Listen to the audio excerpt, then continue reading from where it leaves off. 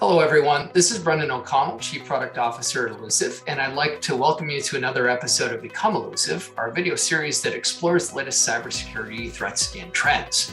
Today's topic is around privileged identities and the role that they play in successful attacks. Nearly all ransomware attacks, regardless of the initial attack vector, and that can be a video on its own, it can be a video series on its own, all of them end up involving the exploitation of a privileged identity. And it's kind of obvious why. In order to do anything useful, like moving laterally or actually encrypting, an attacker needs privileged access at some point during their journey.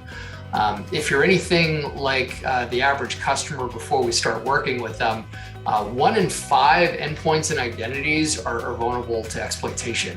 1 in 5, it's a gigantic number. And you say, like, how can that be? After all of these years of effort cleaning up our environments and all the investment that we've made in tools, how can it still be 1 in 5? Unfortunately, the answer is because our job is really hard. And the attacker's job is really easy. Things that used to be restricted to nation states and toolkits that took very sophisticated development are now freely available on the internet. Not going to link them to you, not going to give you the names. You can find them on your own. And even the best intentioned shops end up leaving behind things in files or in memory or in configurations that can be exploited by those toolkits just as part of your normal course of business. So our job as security professionals is to drive that 1 in 5 number down as close to 0 as possible and clean up any exploitable identities that we have in our environments. It's finding them and finding those risks that's usually the tricky part. So here's my advice. Regardless of your internal hygiene process or vendor selection, whoever it is that you chose to partner with, you need to have answers to 3 things. The first one is a process for identifying and discovering vulnerable identities. You need to reliably find the stuff that you need to protect. That could be unmanaged identities that are part of infrastructure as a service or SaaS. It could be identities that are outside of tools that you already have in place, like PAM or IAM and SSO, and that can happen for multiple reasons because of hybrid environments or legacy systems or mergers and acquisitions.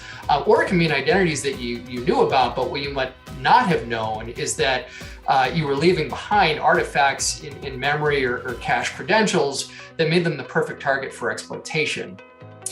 2, once we've found it, we need to scale up our ability to fix and mitigate those issues. I can't tell you how many times I've been involved in a discussion where something like a red team finding or an audit finding gets marked down as open with no compensating control applied, only to come back in a later session and bite someone in the butt for leaving it exposed.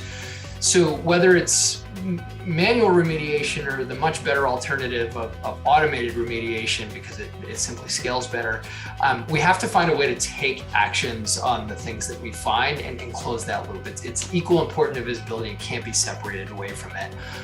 Last but not least, number 3 is we have to have a process in place for ongoing monitoring and protection. Make sure that whatever got fixed stays fixed, and that we have the strongest possible compensating controls applied to whatever it was that we discovered earlier. We also need to keep a regular eye on the environment, on all of the identities, because early detection can provide a crucial opportunity to stop things from getting out of control. Most of the attacks that you've read about on the news, the attack was in there for a long time. And I know false positives are the bane of all of our existence.